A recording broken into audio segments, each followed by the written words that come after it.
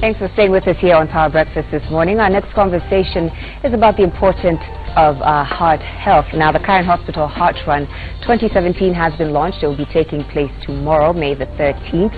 And to find out more about everything that's going to be going on and how you can become involved, I have with me in studio two guests who are going to tell us all about it. Dr. Anthony Gikonyo, cardiologist with the Karen Hospital. Welcome to Power Breakfast. Thank you for having us. Yeah, thanks for being here.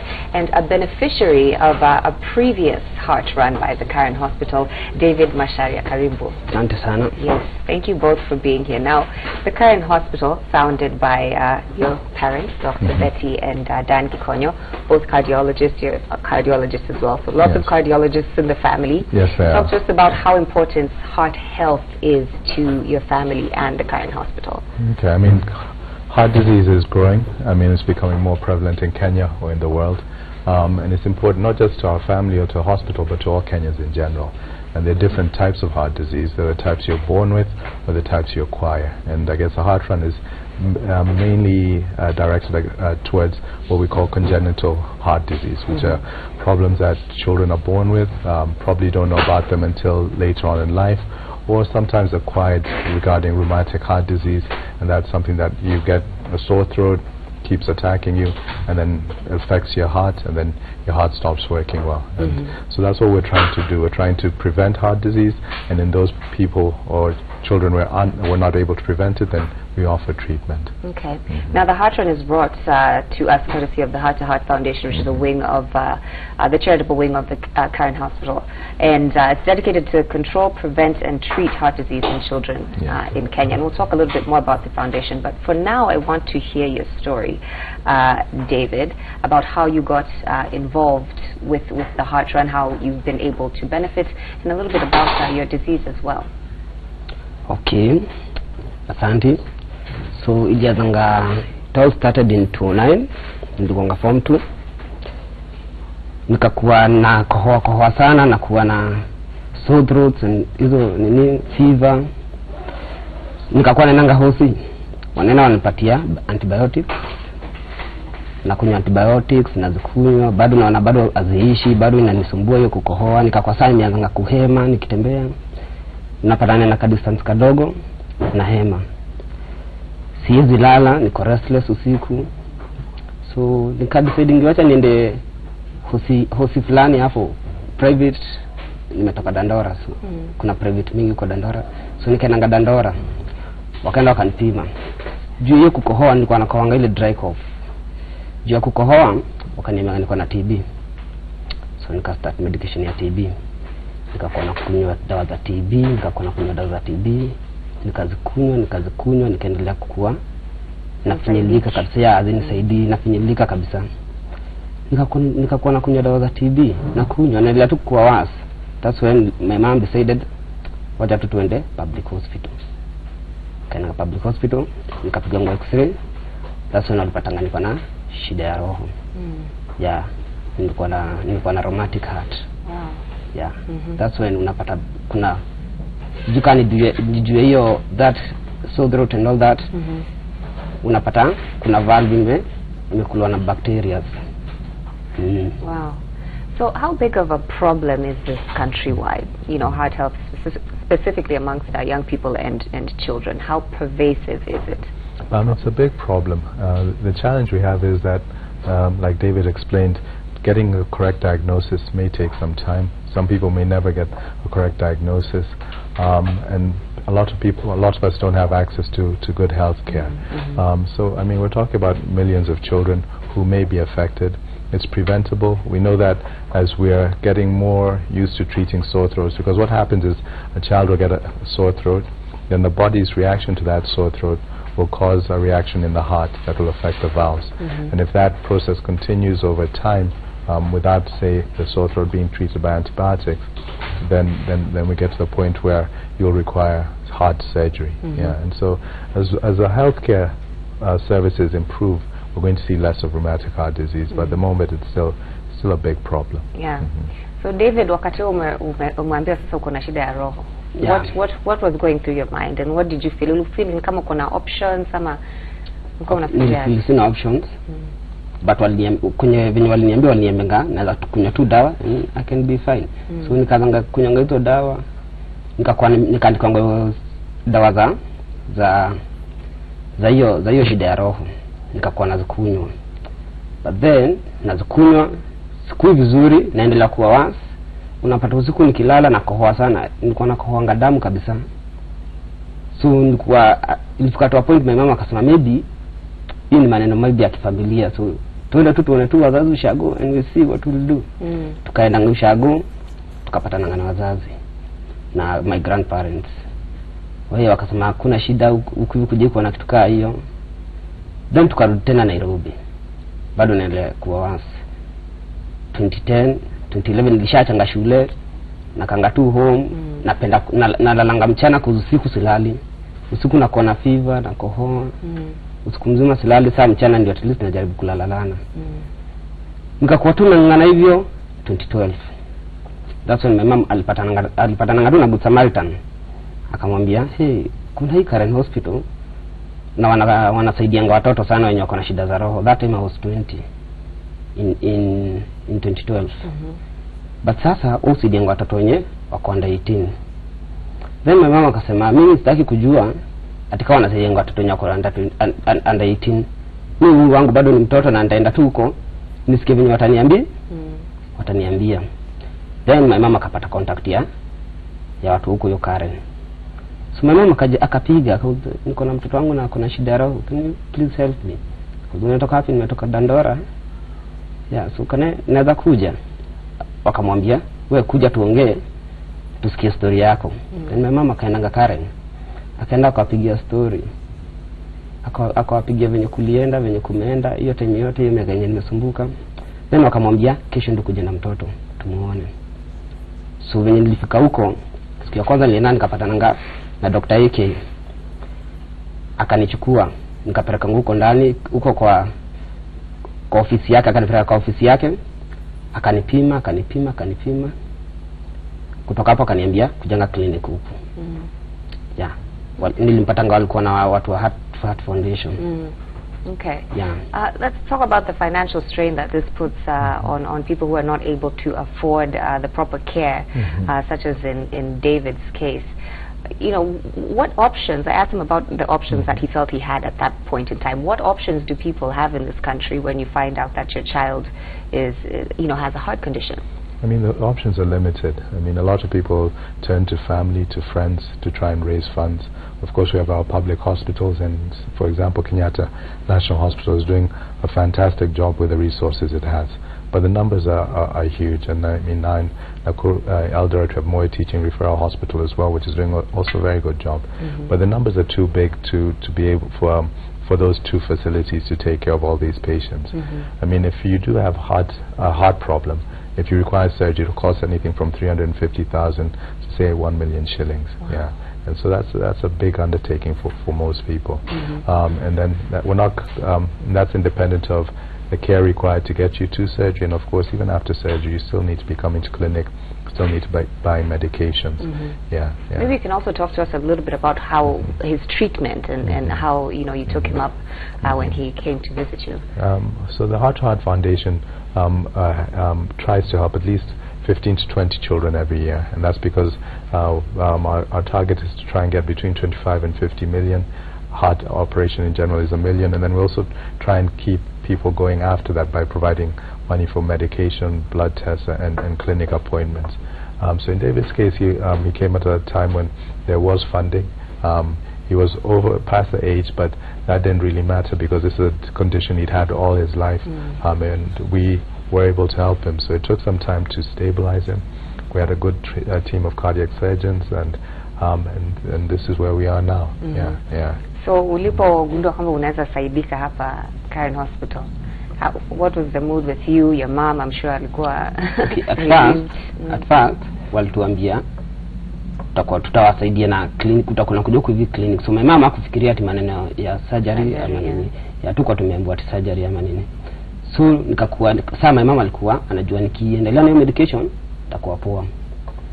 So ikafika mahali nikaenda nikapimwa, wakaniambia the valve imedestroywa sana na hizo bacteria, utap surgery. Then my mama kapanic. Kai. Sasa surgery ya roho hizo ni vitu vinaendanga kufanywa, si tulikuwa tunajua zinafanywa majuu. Hizo ni mambo za majuu. And then kwetu si tu ni maskini, hata tu ukisikia kitu kaa hiyo, okay, mimi yenyewe kliniki yenyewe ilikuwa ngumu kwetu kulipa. So ukisikia maneno ati ni surgery, mama alitensa akakuwa tu hata amechanganyikiwa, akakuwa tu ajielewi.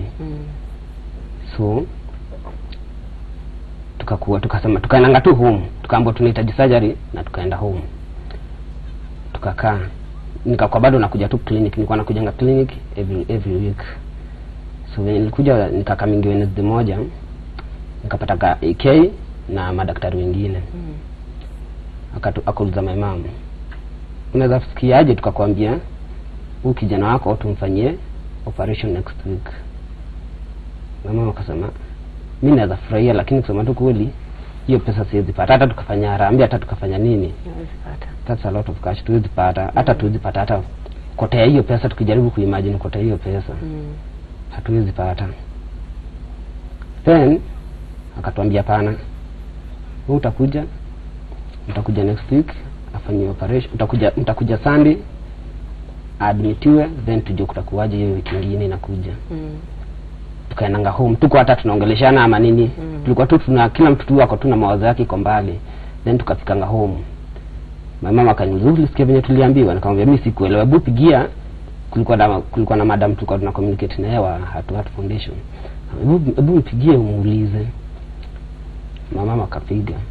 Mwenye alipiga akamwambia ni kweli hivyo waliwaambia, ni kweli tunataka David afanywe operation next week cause hiyo valve yake imedestroywa kabisa, anahitaji immediate operation. So tukakujanga on Sunday, tukadi mtu wangu my mama akwa yeye alikuwa na tu yote tu ni joke, hata akwa anakaa serious. So tukakujanga Sunday, nikaenda nikafanywa check up. So the time aliambiwa unaenda nyumbani unaacha huyu huku, hapo ndipo aliona kweli maneno ni serious. Mpaka alianza kulia. Na muacha huko, kamwambia mama ndo angalia kwetu nilikuwa na sibling wengine watatu. Wawili wadogo and then my sister mkubwa. Kamwambia enda home, ndo angalia wengine, mimi ndakuwa tu poa. Then akaenda home. On Monday nikashinanga Karen Hospital. Nikapeleka ngo trip huko kwote, nikaenda theater. Dr. yake hapa wakuwa na Dr. Dan Gikonyo, wakanionyesha zile tools zenye zinatumwa kwa operation. Na hii ni kukata hivi. Sasa umeshtuka sasa?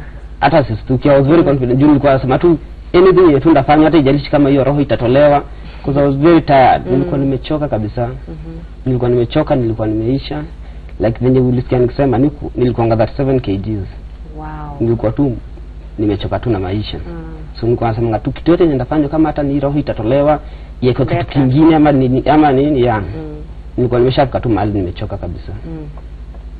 Then nikafanya operation on Wednesday. On Thursday daktari akakuja akaniangalia, akaona niko poa sana, juu mimi nilikuwa nganacheka huko kwa hiyo hospitali nzima. I was very happy. Yeah. On Friday akakuja akaniangalia, akaniambia uko ready for discharge. Wow. Yeah. Na hiyo Sunday akaniambia acha kaa tu huku vitu angalia venye huko. Hizo siku mbili tuone venye utakuwa. On Sunday nikapangwa discharge. Same week. Wow, that's an incredible story. Yeah. Now, David's story, had a happy ending, and that's fantastic to hear. But you talked also earlier about a lot of this heart disease in young people being preventable. So, tell us more about that, about preventing heart disease in children in Kenya. Okay, it's just about awareness, and I think most of our pediatricians know about it, and I guess we're trying to spread the message more.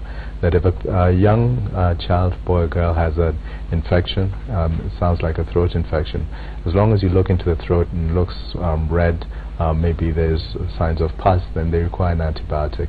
And if you treat them well at that point, then the likelihood of that process getting to a heart disease is very small. And so it's just that awareness. We know in developed countries where antibiotic use has increased, and proper antibiotic use, not just saying you go to the chemist and ask for Augmentin yourself because you feel, I mean, you go to a doctor, they get a diagnosis.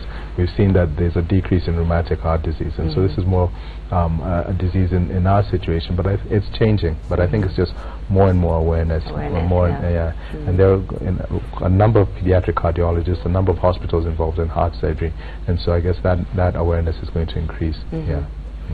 David, how has it been since the surgery? Maisha yako imeendelea vipi kutoka that time? Maisha yangu imechange. Maisha yangu imechange. Juu hakuna kitu mzuri kama kuamka asubuhi usikie unapumua vizuri. Kuzi kupumua ilikuwa shida kwangu. Kutembea ilikuwa shida kwangu. Kulala ilikuwa shida kwangu. Unakaa chini unachoka. So unafeel tu ni kama unajiforce kukaa kwa hii mwili au ifai kukaa kwa hii mwili. Hii mwili inakuchokesha. Ilikuwa tu ni experience. So hiyo time ulikuwa unasema when you are 37 kgs umechoka, yani you just want anything to happen but to remain the way you are. Ulishaiona maisha itakuwa venye iko sasa? Did you have hiyo? Hata sikuwa na hiyo. Sikuwa nadhani nitakuja kukaa siku moja nipige hiyo story. Nilikuwa naona tu time imefika ni venye tu bado ina delay. But niko na kweli life yangu tu I think imefika tu mwisho hapa. Wow. Niko tu imefika mwisho, ni time to delay. Can you talk to us a little bit about the Heart to Heart Foundation, how long it's been in existence, how many people you've been able to help, and then we'll get into the details of the Heart Run. Okay, so it was started by my parents, Dr. Dan and Betty Ekonyo, 1993. The first beneficiary was somebody they took outside the country because we didn't have good facilities at that time. But since then it's grown. I think we've helped about maybe 400 to 500 people over the years, and we'd like to continue with that work, and that's why we do what we're doing here, trying to drum up support to get people to come to the Heart Run, to come to our gala dinner, to even just contribute, looking for corporate sponsors, just to see whether we can get to that 50 million shillings that we'd like to get to, and that means that at least every year we should be able to help 50 children. But we're getting better because now we have an in-house cardiac team, and so that may mean that we can even bring down the cost further because we're able to control things better. So the future is looking bright. For maybe parents who might be watching who do have a child who suffers from heart disease and are unable to meet up the financial constraints, what are the requirements of becoming one of these beneficiaries, such as David has been? I think the main thing is just to come to the hospital, and show up, and then you'll be taken through the process. We're happy to say that the government is stepping in now, so through NHIF there's funding for that, especially for cardiac surgeries. So it's just, if you know that your child has a heart disease, come to the hospital, and you'll get assistance through the Heart to Heart Foundation office. All right. So the Heart Run, Current Hospital Heart Run 2017 is happening tomorrow. Yes. This is year number what for the Heart Run? Wow. It must be year number 17, I think, around there. Okay. All right. So tell us some details. Where is it happening? How can people show up? How can corporates get involved? Okay. I mean, the Heart to Heart Foundation has a website. We have Karen Hospital, we have all our branches, we have one in Cardinal Otunga, Gong, Kitengela, so you can just go to any Karen Hospital branch website, and it'll be tomorrow. We should be kicking off at about 7 o'clock. It'll be at Uhuru Gardens. It's a 10-kilometer run, so not too long. We have a shorter version for the children. We've always had about good support from schools and individuals. T-shirts are still on sale. So and I'm sure before the show ends we could be able to even share the numbers and other things. But I mean the website's there. Karen Hospital is there. Just come and support, and would appreciate that greatly. David, you have benefited from this Heart Run and from well wishers who have contribute kwa hii Heart Run. So maybe unaweza tu ambia watu ambao wanataka kuja kesho what that means to someone when yako na ugonjwa. It means a lot. It means a lot. It means about saving lives. Kwa sababu this fundraising inasaidia wale watoto wenye wanasikia life imefika mwisho. So the moment umekuja umedonate, umesave life ya mtoto mmoja. Umesave life ya hata si mtoto mmoja, watu wengi sana. Kusika mimi saa hii sister yangu, brother zangu, my mom, watu wananionanga, ndakuwa na familia, ndakuwa nawapigia story. So tukumefanya kitu kubwa. Yeah. Na kuna wale wanananga hii ugonjwa ya heart disease maybe ni ya watu washazeeka ama nini, but ulipata ukiwa bado young. Yes. So ni kitu inaweza preventiwa. Check up, unaangalia ile kitu pia unakula na exercise. Wale watu wenye wajazoea exercise, so mimi ni mtu wa dandora, so exercise inakuanga hustling. Mtaani tu. Exercise ni hustling. So but exercise ni mzuri, unaangalia ile kitu unakula, na please sigara hiyo ni one of the most dangerous things. Sasa mimi najua sigara na pombe hizi wanazitanga makali. Yeah, those things hazitasaidia kwa maisha. Okay. All right. So we're just going to wind up here. Maybe you can share your final comments, any numbers that you mentioned earlier, and again just run us through the Karen Hospital Heart Run taking place tomorrow, Uhuru Gardens, from 7 a.m. Kickoff time. Just go ahead and wrap this up for us. No, so thank you very much for having us on the show. We look forward to seeing many people coming out. The easiest number to call is probably the hospital number, which is 02061333000, and just ask for information regarding the Heart Run. But just show up. I mean, there'll be people who will be selling tickets. We're looking for anybody to join us. Yeah, and it's a good cause. We've been helping people, and we want to continue helping as many children as possible. Okay. Thank you so much, Dr. Anthony Gikonyo, cardiologist with the Karen Hospital, and David Macharia, who's a beneficiary of the Karen Hospital Heart Run, and the Heart to Heart Foundation, also part of Karen Hospital.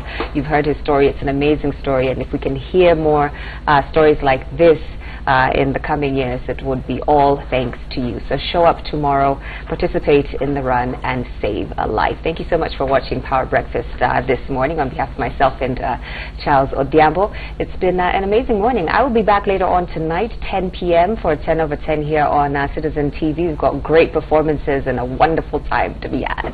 So 10 p.m. I will see you then. Samo Auntie Band still here in the building, so they're going to take it away with some more music. And of course, stay tuned here on Citizen TV. Citizen Extra still to come.